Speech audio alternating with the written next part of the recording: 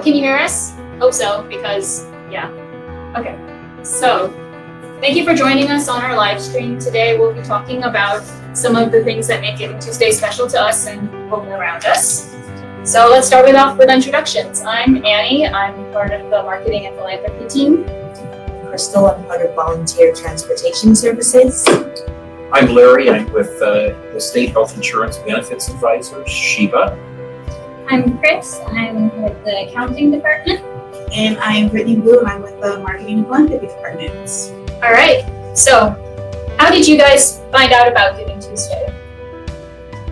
Well, I first found out about it when I was working over at the Ballard Senior Center, and it was quite a lot of fun. Everybody got into it. The attendees really they wanted to take their pictures with their donations, and it was really fun. And we were able to do some more programs because of it. It was very cool.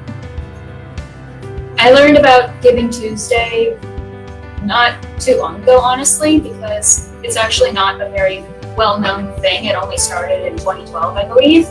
And so every year, more and more people are getting involved with it as like a day to give back after Black Friday and Cyber Monday, and instead of taking, they give. So I think that's just a really cool thing to think. Holidays are an important time to think about people that matter in your life, and a lot of those people are over the age of 50, and if you can make their lives better, it's important. I've got grandparents I've cared about quite a lot, and now my own parents are about 50, and the senior centers help them in many ways. Are they involved with Sound Generations? Yes, they attend some fundraisers, which are a lot of fun. And then they, but when it comes to utilizing the services, financial assistance, Sheba, having somebody that you can ask for advice for, whether it's financial, legal, or just figuring out what a document that's coming in the mail. Seniors tend to get targeted a lot by mail, and a lot of it can be scams, and we keep an eye on those things and try to keep people informed. And then there's lots of classes and going to the meal program with community dining, knowing that if they are stuck at home after surgery, they can get Meals on Wheels. All of that stuff is huge. So that's really cool. All right, so I just wanted to thank the people who will be on here. This will also be later uploaded onto our YouTube for any of the people that miss it during our live stream time. And so let's start off with our first story. This actually comes from last year. We had a Giving Tuesday, and we got some feedback and comments back, and there was this one lady named Lewis, and she reached out to me. I wanted to go back to people and ask them why they decided to give, to kind of gauge what makes them want to do something more for themselves. And she says that I am a senior and am fortunate to live nearby. I put nearby because I didn't want to say her actual address, and she says that she lives on a fixed income, and I'm aware of how closely other seniors must carefully watch how they live and use their resources. I have just enough to live on, but I don't have a lot of extra money.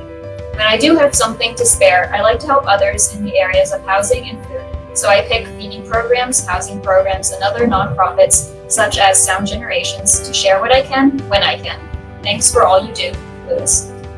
So people like Lewis, she may not necessarily be the people that utilize our services, but she's one of the people that can help us reach out to people that need them. And she says that she helps people in areas of housing and food and with Meals on Wheels, community dining. We also have like our Belltown people, of course, too, up in there. So I guess in terms of feeding programs, what do you guys think about? I think they're marvelous. Just one site can serve over 10,000 meals a year, which is insane if you can think about it. But I've worked with chefs before who have cooked 6 turkeys in one day. I have no idea how, but they started at 3 in the morning. A lot of hops. But it's hard to think about because a lot of people will go to meal programs to socialize, to get out of the house, to be around other people, make friends. But a lot of other people are actually, it's the only meal they get a day. And so making sure it's balanced, nutritious, and filling, and that we even have to-goes, which is a second whole meal that they can take home and just pop in the microwave, and there's their dinner. And that's really important. And we work with a lot of other programs to get like fresh baked bread from bakeries. People will get that. And let me just tell you, it smells amazing. But yeah, for a lot of people, sometimes it's the only meal, and that can be because they never learned how to cook. Not everybody knows how to cook. I certainly didn't before I met my husband. And he's been teaching me slowly. But besides that, not everybody can afford it. A lot of people will go to the food banks and they'll get fantastic ingredients, which is great. But if you don't know how to cook that food, or if you don't know how to plan it or make meal plans, not everybody's a nutritionist. Right? And now you have a site that you can go to, you can ask questions. Sometimes the chefs put on classes, we have presentations, we hand out easy cooking things, different recipes, stuff that you can make for just 1 or 2 people. Most cookbooks focus on 20 for some reason. Some feeding programs, I think what all those are great points, but I think what sometimes people don't realize is feeding programs are also reaching those people who maybe not only do they not know how to cook, but they maybe don't have the abilities. Because we serve older adults and adults with disabilities, a lot of times our feeding programs are reaching those individuals who want to eat well, maybe know how to eat well, but they just don't have the physical capabilities to either stand on their feet for long periods of time. I think a lot of people take their abilities for granted. You're not realize how much time and effort and energy it really takes to really actually make a full meal. And so as you get older, I'm succeeding with my own mom now, you get little aches that kind of creep up. And even if you're in really good shape and you are taking care of your well-being, there's just certain limitations that just happen as you age that just make it a little bit more difficult sometimes.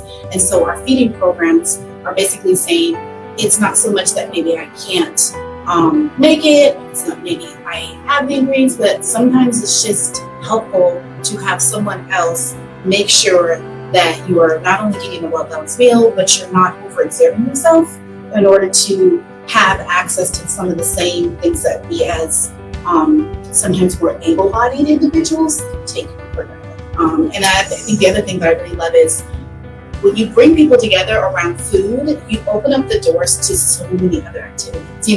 I've been around some individuals where I'll go into some seniors, I'm just going to visit or drop off some takeout, and it's like, oh, I love your nails. And all of a sudden, before you know it, you're sitting down with the individuals and you're having a conversation about nails or about beauty, or you start learning more about individuals, some things that you have in common. A lot of people think that there's this big age divide or this age gap, but you can find similarities and things that you have in common with people of all ages. And I think one thing that's really nice about our feeding programs is it takes socialization to the next level. So you think someone's just coming for a feeding program, all of a sudden you have a conversation, and maybe you could convince them to stay for the fitness class or the knitting class or the music class because you learn all these new things about these individuals that you otherwise wouldn't have known. And so then you can take the knowledge and resources that you have and share it with those individuals. And so now you've gotten this individual to come out of their home, so you're minimizing the isolation, and now you've gotten them to become more active, which is sometimes unfortunately, an indicator or a sign of someone's age is they stop becoming active or they feel like they no longer can be active. And that's, there's that old saying that age is just a number. It really is. Yes, there are some things that come with age that make it a little bit more challenging, but if you have the mind to do it, you can think it, I know it sounds like you can achieve it, but it really is like, you don't use it, you'll lose it. So as long as you keep striving to use your mind, your body, like in order to maintain wellness. I think I was just reading a quote the other day for a lady. She was like, I'm so glad I started taking the Intact Fitness class, because when my friend said, let's go on a hike, I didn't have to say no. I could actually say, I can go, let's just be mindful. We might need to take it a little bit slower. And that's really all it is. It's just about adapting and making the changes in your life so that you can still lead an active life, at no matter what age you are. So I'm like, I'm not. That's It's important that the feeding program, they're more than a feeding program, Don't forget there are a lot of people there that don't have cooking facilities, period. That's true. So they may know how to cook, they may need to have the ability, physical ability, but no stove, no refrigerator. Yeah, we serve quite a few homeless seniors, and basically our different sites can, in a way, become a second home for people as they get back up on their feet. We've helped people get into housing and to just pick back up after a period of time where something happened. They needed a little help. Sometimes you can just, even with all the resources you have, some seniors that are on like this fixed income Social Security, while it may be reasonable by Seattle standards, I mean it's Seattle standards. Yes. So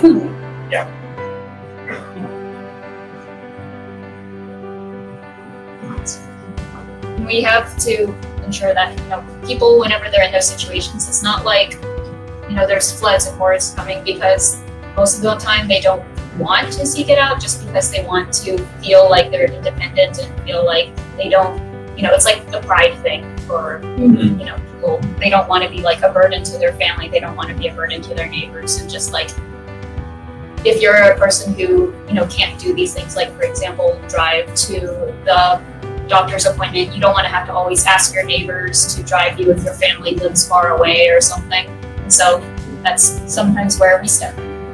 Yes.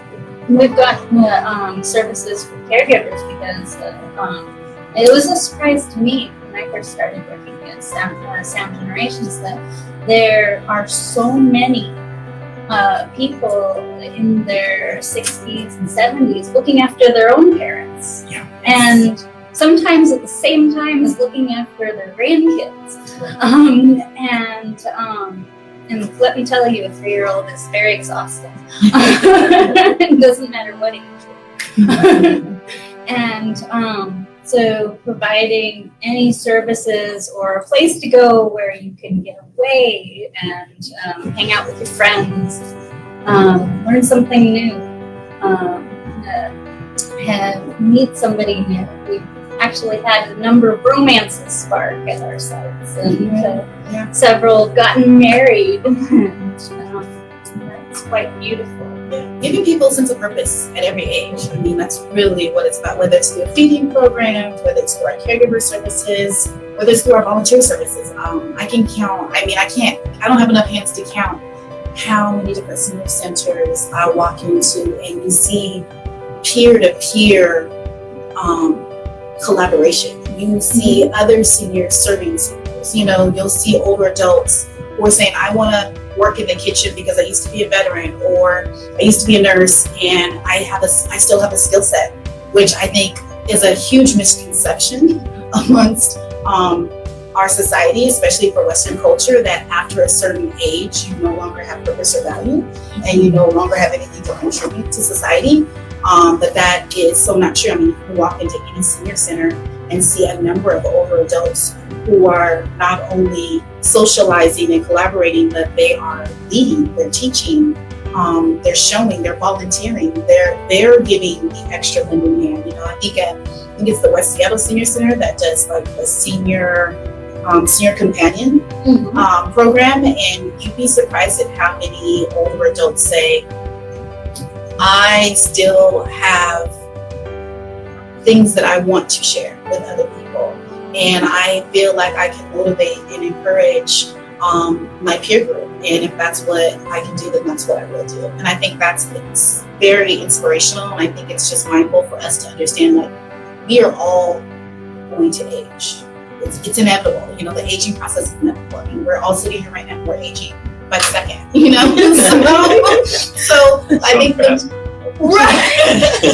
So I just feel like sometimes the quicker or the sooner we all embrace it and really think about how we choose and want to age and walk in our aging process, then the better off the aging process will be for the entire community, like all communities, because you can't avoid it. But if we start having the conversations and people are sharing like what worked for them or what they aspire to want to happen in terms of what they want in place as they age, and we start thinking about that and like, well, if this person wants it, then why wouldn't other people want it? And then we start creating those communities. The aging process doesn't have to be this distant thing that I don't want to think about. It doesn't have to have these negative connotations on it. It can really be I think the aging process is more about renewal. You start off as a baby and you're in this kind of developmental learning phase, and then you take everything that you learn, and then you have this I'm in this productive, I am just really establishing myself and determining who I want to be. And then after that, people are like, oh yeah, now you're on the decline. No, not at all. It's so not true. It's really about okay, so I developed these skills, then I applied these skills. So with that comes wisdom. So now what do how do I want to renew myself? How do I want to finish out the rest of my best years? Not seeing it as a retire. So that's just me personally, but I do think the programming that we have established, and I just think the best thing about our organization in terms of our program is that it really demonstrates the mission in action. We keep saying we want to help people lead their best lives. We want to help them live as independently as possible. And so that's what our programming really does in a very integrated way, because yes, we have some great standalone programs, but it's when our programs really come together and they're integrated and they're collaborating. We have some using volunteer transportation because they want to get to their doctor's appointment, and through getting to their doctor's appointment, they're sitting there talking with a volunteer who may be a senior, maybe an older adult themselves, and frequents a senior center, like, oh, you should think about coming here. And they're like, I hadn't thought about this. And now all of a sudden they're like, oh, well, yeah, if you can call the High Shuttle will take you wherever you want to go, whether it's your local senior center, whether it's the grocery store, a bank, your friend's house. And I think it's just having the conversations and not being so siloed in terms of how we look at oh, those are those individuals over there, they're aging, that's a different set. No, they're all a part of the community. They, there are some societies where as you age, it's you aspire to age because you are considered, the elder, the statesman, the person of wisdom. People revere you, they look to you for information. And I think if we kind of take on that same mindset, we'd be surprised at how many more little hidden gems influence our community, how much more enriched our communities would be. Awesome. Yes. I mean, moving on, we have story 2 from Greg, and he says that they're blessed and wanted to help those in need as we've worked through aging parents. This is also just from last year's Give Tuesday comments.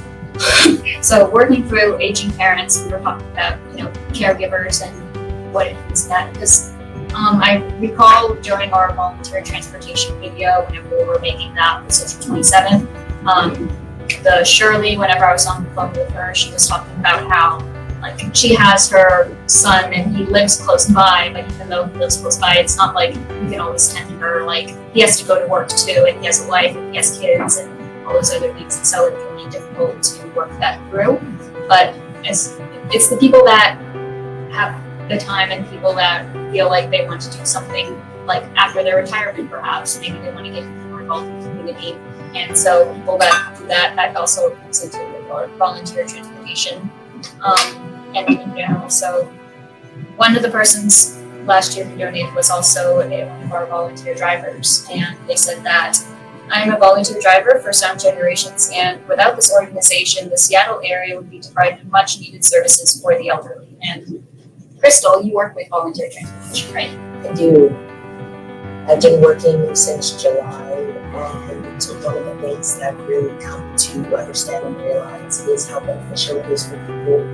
Even if you have family in the area, even if you would drive recently yourself, if you have to have some sort of surgery or like a shot or something, a lot of the people, a lot of the seniors that we have provided rides for have macular degeneration, and they need to get injections in their eye.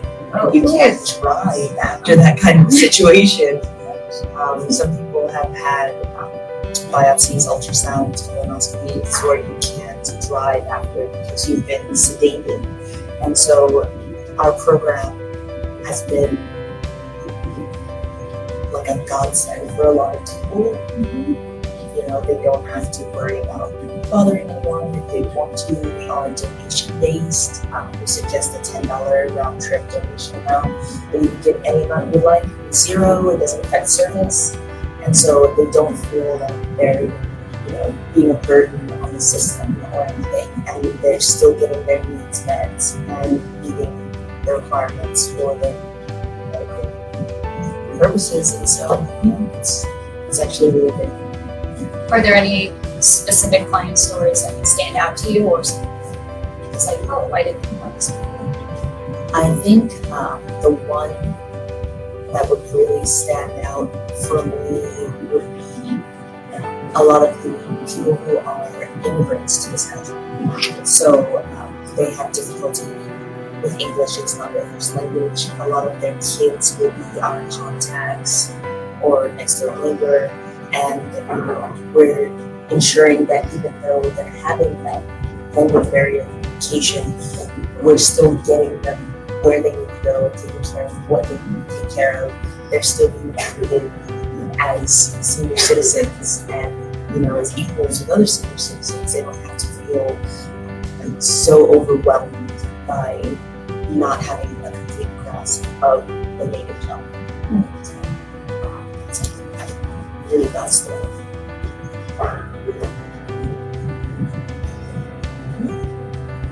I know that. Grab this.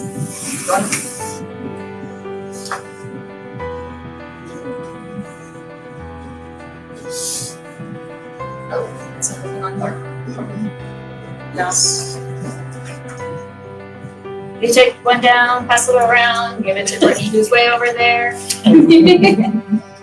Well, while she's doing that, I think one of the things that everybody's talked about is the different services that sound generation provides. The nice thing about integration is they may call for transportation or they may come in for a communal meal. But at the same time, because we have lots of different services, we may be able to connect them up with much less expensive health coverage, keep their health up to date by advising them on Medicare and additional Medicare services through SHIVA, or as was mentioned, the legal aid that we oftentimes give. So come in for one reason, get hooked up with 3 or 4 different things. Being integrated is great.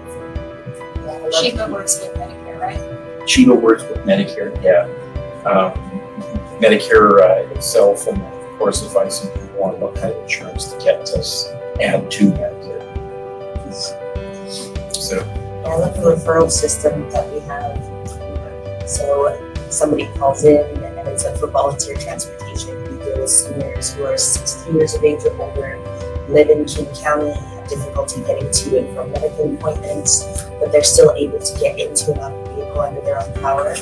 And then we do have a higher priority for people who are low income. So sometimes people will call us and they'll say that they're having difficulty in making ends meet, or they need assistance with insurance, or they need some legal advice, or they want their home repair, and I'm able to just sign them up for our services and then send out a referral to all the different departments, and it's like a one-step process. It's really great. Yeah. Yes, we are the one-stop shop. No, It's true. It is like that's what integration means. It's, you know, because so many people, they think, okay, sound generations, that's right, they're that feeding program. It's like, that's just one pillar, you know, Yes. that's just one aspect of what we do as an organization. You know, it's like we We touch on food security, we touch on transportation, as Krista was just talking about. We focus on health and wellness, and we do the assistance services, the Sheba, the senior rights, the caregiver. And I think that's one nice thing about our organization is someone can come to our organization because they have one specific need, but through that intake and assessment process and conversation, then all of a sudden they start speaking about other things that they're going through, and whoever's on the phone with them, they can, in that very moment, send that referral out to the program, and we can know that like within 24 to 48 hours, that other need that was presented at the table is going to be taken care of. So it really is like, it sounds very cliche, but I would say we are a one-stop shop, especially because we've just taken on, we have 22 residents, older adults who are living in our midst who are a voice and really can kind of speak to the daily needs that are present amongst older adults. So it's like we have like a little mini focus group. We have like a sounding board that's right here that can really help us and kind of help drive the direction in terms of how we provide the services, and how we kind of adapt to meet, the growing needs and changes, amongst the older adult population. I mean, just for instance, a lot of people are like, hey, well, why are you guys Sound Generation?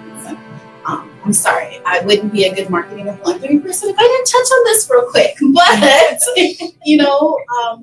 we're coming in a day and age where you have people, you got to think about the late 90s, early 2000s. So it was this huge push about being physically active, staying physically fit, take your wellness into consideration, lead your best life. And so now you have this group of like 55 to 7-year-olds who do not look like the visual perception that people have come to attach to what it means to be an older person. And so people are saying, I'm not a senior, yes, I can get the dip, but, because the negative connotation is you hear the word seniors, people start thinking walkers, wheelchairs, I'm hunchback, I'm walking with a cane. And yes, that is a reality for some older adults, but that's not every older adult. You have older adults who are living longer, working longer, who are leading an active life. And so that was a part of one of the very reasons why we changed our name, is because we didn't want people to feel that there was any negativity around the aging process. No, it's about everyone coming together and being sound no matter what generation or age group they're with. So I think even that is a part of some of the adapting and changing that as an organization that serves older adults and serves the needs of aging and aging and disabilities. We've had to take that into consideration because we want to be as inclusive as possible. We never want anyone to feel that they're being excluded. We never want anyone to feel that there's a negative disposition when talking about them as an individual. And so I think that's a part of kind of the evolution of what it means to be aging in this society and where we're living today. I know that you go to any of our programs, you're going to find people who are taking care of other people, who are mothers and fathers, and they're active in the family life and the charities that they care about. They are artists, former FBI agents, professors. We had an intern come and work with our community dining program, and she was studying to be a nurse, and she ended up getting tutored by one of the professors who'd only just retired. That was free college level math tutoring, 1-on-1. She graduated. And the thing that's beautiful is the people, it's amazing to go out there and to feel like you don't know who to ask for help, and then you call Pathways and you say, I'm having trouble with this, and they're like, oh, well, let's sign you up and get you an appointment next week. And well, I don't have any way of getting there. Well, we can get you there. And it's going to be around lunchtime. Do you want to stop for lunch? And then you find out, and you're invited by the lunch group you sit with to an exercise class, and then a movie, and then you're suddenly at Benaroya Hall seeing a concert, and you're confused how this all started, because now you've got so many friends, so active, and know that you can get help if you need it, and that's huge.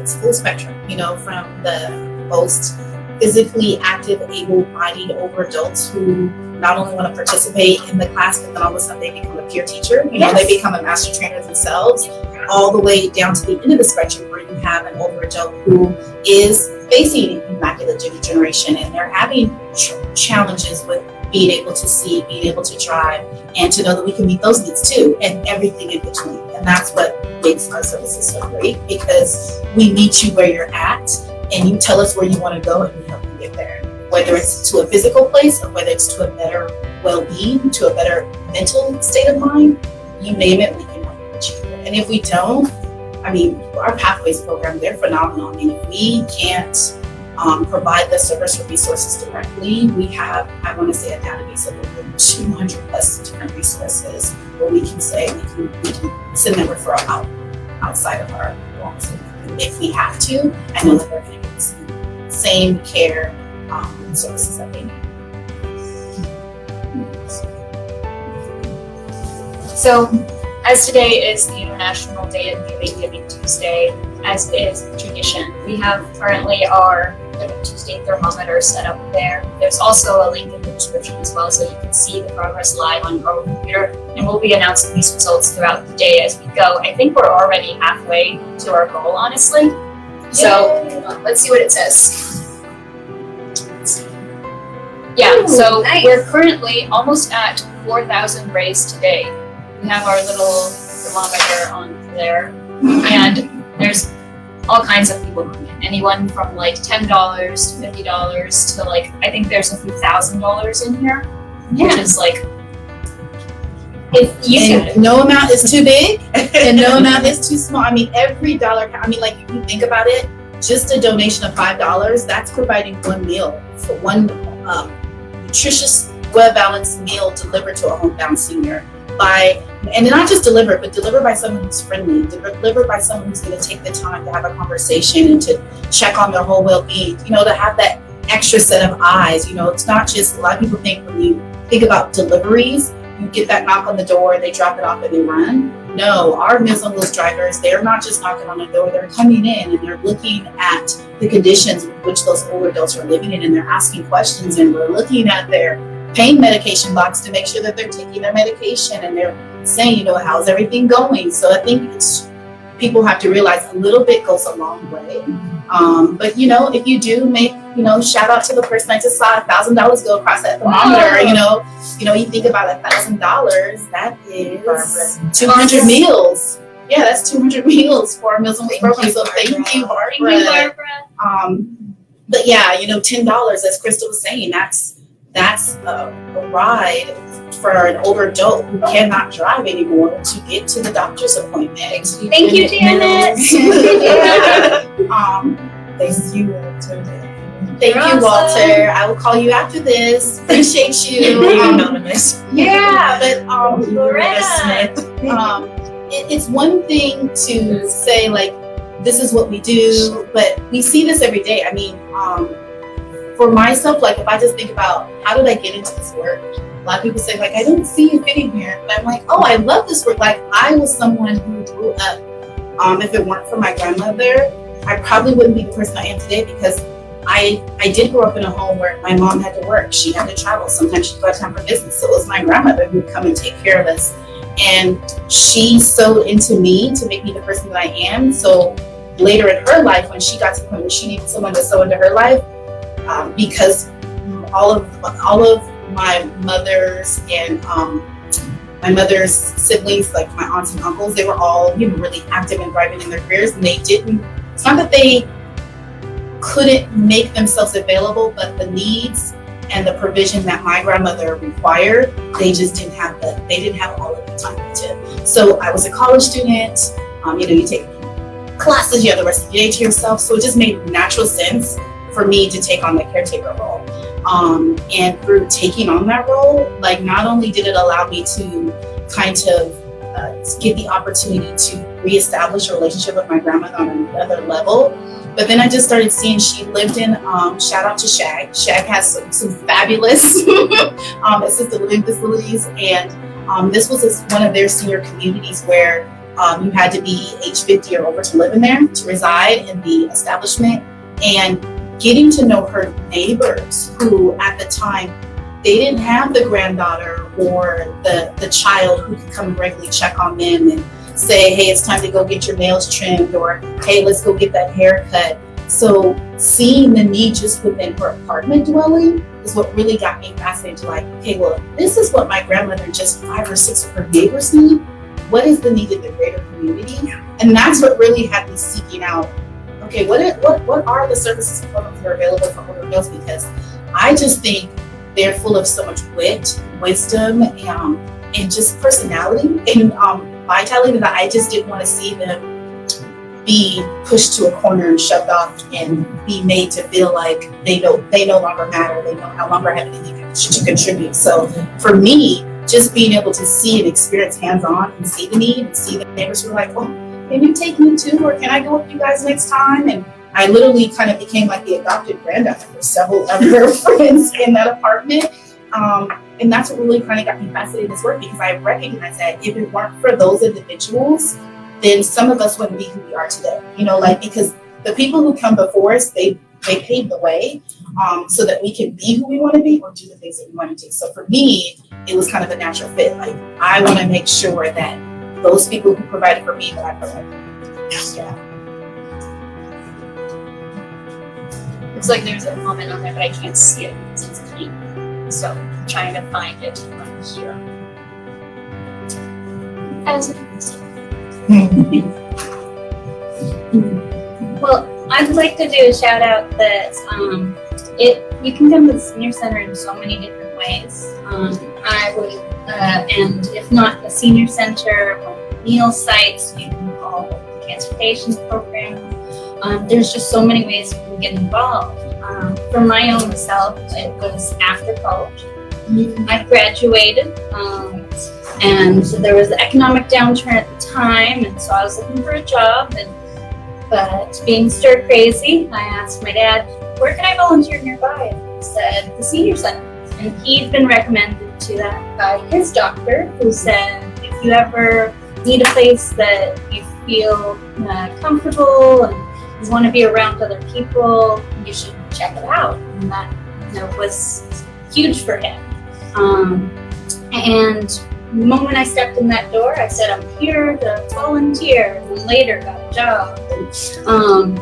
But the first thing that happened was I got a hug by a beautiful woman Kat. She was fantastic, and she sent me right upstairs to volunteer, and I got involved. And it's amazing what can be accomplished, what can happen, and I met so many wonderful people that I'm still friends with today. The senior centers are definitely hustling and bustling. They're a great hub. I think there's a misconception around what happens at senior centers as well. I mean, you name it, it's happening, whether it's a fitness class, whether it's foot care. I mean, you can go there and play bingo, and there's rainbow bingo, there's karaoke bingo, and you'd be surprised how many individuals of all ages are now congregating and having a good time at their local senior center, because it's more than a senior center. They're almost becoming like these community centers that are very intergenerational, and they're thriving because you might have a wedding taking place there. You might have a business group utilizing it on a weekend. If you go there, I know if you go to the Central Area Senior Center on a Friday nights, you will hear some really good jazz music. They do bring out the lounge, and so it's really a place for people of all ages to go and have a great time. And West Seattle's got fabulous rainbow bingo. Yes. And but it can be amazing because celebrations happen all the time. And as you said, there can be weddings going on, there can be reunions, friends from family coming in from out of town. We did a partnership with the Seattle Repertory Theater, who did classes. Their head of their theater departments came down and did free classes for people, and they auditioned against. We had, I think 16 or 18 people audition against like national actors, ones that work in theaters all over the country, and they all got in. All of our people got in. And they were in this Broadway production. It was amazing. Yeah, a lot of great support groups happen at senior centers. I know, like I want to say, Ballard and Lake City, they even have some great support groups, not only for caregivers, but they do caregivers, they do LGBTQ plus, because there is this growing group of individuals who are finding themselves older and isolated because they can't find their peers, or they find it challenging to come out, or they find it challenging to be around people where they feel like they fit in, or they feel like they're part of a group. And I will say our senior centers are really great about providing support groups for older adults of all ages, all interests, and hobby groups. I mean, you have groups that are into like plant or botany. And so I want to say, I think it's Snow Valley and Shoreline that they do these amazing plant sales in the spring. You know, so it's also a great place to not only learn a new skill set or find a peer group where you have this sense of belonging and sense of purpose, but you can get some really great deals. I mean, I know a couple of just even our affiliated senior centers have some really great thrift stores. And I'm a person, I love antiquing, so you'd be surprised at some of the little hidden jewels that you can find at the thrift stores. Yeah. A lot of the Sheba volunteers do one-on-one conferences at local senior centers. In fact, I think just about every senior center in town has a Sheba volunteer working at it. So, yeah, drop by after the week game and get advice on Medicare. Yeah, I think we do everything short of taxes. Actually, we have a connection with taxes. AARP, we work with them, and they come in and they do your taxes for free. Right. And you can sign up for appointments. They usually bring the appointment book in late January, early February, and start getting everybody signed up. And you can go more than once. So if you go and you realize you're missing half your documents, no worries. You just make another appointment and then bring it. But don't sign up on the last day of April. Oh. Does that happen often? No. So we do sometimes have people try and sign up all on April 15th, which is like the last day. And it's like that one usually is booked up pretty hard. So yes, but you keep hearing the word free going around, but and we do, like, we never turn anyone away. So that's why we're sitting here having these conversations on Giving Tuesday, because Giving Tuesday is really that day. It's becoming more and more popular, but it's really about giving an opportunity for nonprofits, because the landscape of nonprofits that are popping up on a daily basis is growing, and you can't really say that any nonprofit is more important than the next, because every nonprofit serves a purpose. And so for us, we're really fulfilling and serving the needs of older adults and adults with disabilities, because we never want to have to turn anyone away. So all of you great individuals who are out there listening, watching, who are going on and making the donation, you're really making sure that we never have to turn someone away. You're making sure that we can continue to make sure that the basic needs of older adults and adults with disabilities can continue to be met. And so that's what makes, when you have these great philanthropic days where people can say, you know, I take, I want, but what do I have to give? And it's not even just making a donation. Sometimes it's a gift of time. Yeah, you know, just saying, you know, maybe I should pop into my local center and see what's going on and see how I can be of service to them. And I guarantee you'll think you're walking in and you're being of service to him, and you'll walk away feeling more, walk away feeling so much more fulfilled, because you'll realize that just as much of an impression as you wanted to make on them, they have now made on you. And that's really what it's all about. Because again, everything is pretty much free or low cost. I mean, we're throwing the word free out there a lot, but we wouldn't be able to throw that word out there if we didn't have the support of our stakeholders, our funders, our donors, our volunteers. You know, we have like Larry, he is a part of Sheba, and I think he's downplaying himself, but Larry volunteers his time. You know, he comes here how many days a week? Twice a week. He comes here twice a week for how many hours? About 6 to 7 hours. Right. So he and individuals like him make our work possible. So it really does, it takes a community, just like they say, it takes a village to raise a child. It takes a village to make sure that all vulnerable populations, not just children, I think people of all ages are important. And so that's the niche that we fulfill as organizations, just making sure that we aren't forgetting about those who pay for us. That's really what it's about. Thank you, Larry. Yes, thank you. Yeah. It is truly amazing how many volunteers are involved and how they can touch on so many lives. I've worked with volunteers that are 5 years old, and I've worked with volunteers that are 95. And let me tell you, the 95-year-old run around the senior center faster than I could when I was 25.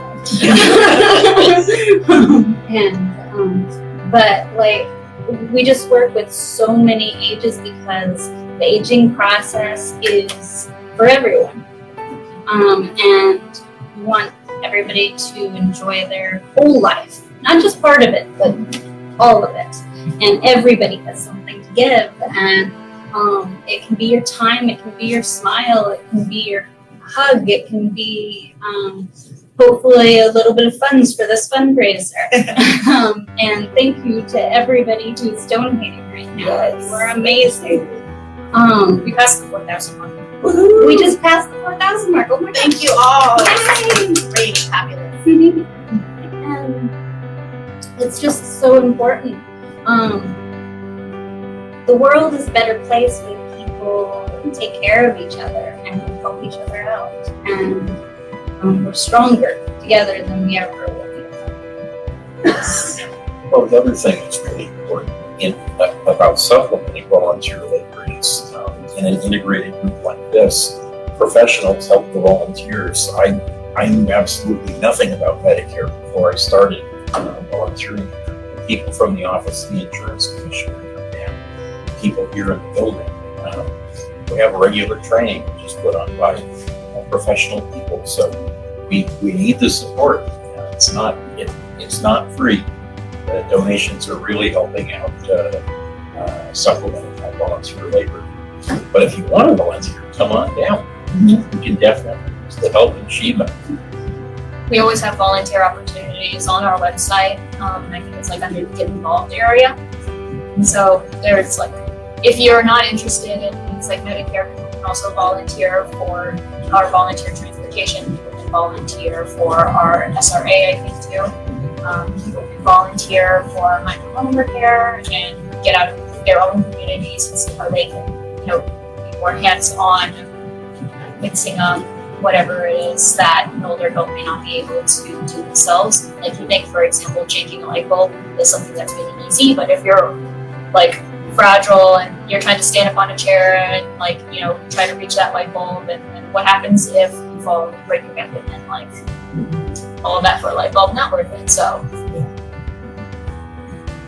And then you gain a whole bunch of home repair skills you can use on your own home, which is amazing to have. And you get to know your community, you get to know your neighbors. And it's amazing in such a big city. It's important to know your neighbors. Community is important. we're at 12:54 right now. It's already been like 54 minutes since starting this. So does anyone want to have any kind of closing outs?